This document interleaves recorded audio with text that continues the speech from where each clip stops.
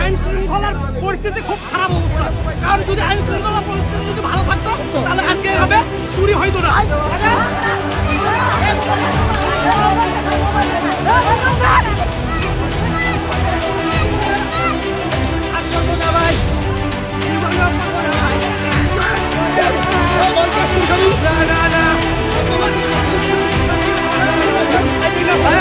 চাইতে পারলো না।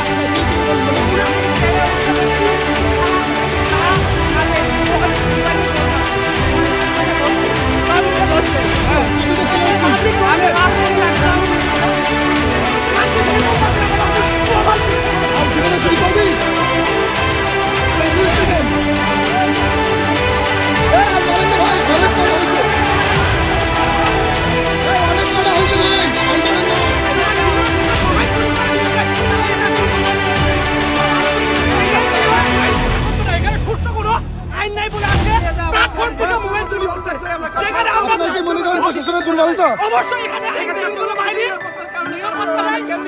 এখানে ত্রুটি রয়েছে আইন শৃঙ্খলা বাহিনীর। কোনো কাজও করে না। যাত্রীর ফোন চুরি নিয়ে যাচ্ছে, এটা আসলে মানার মতো না।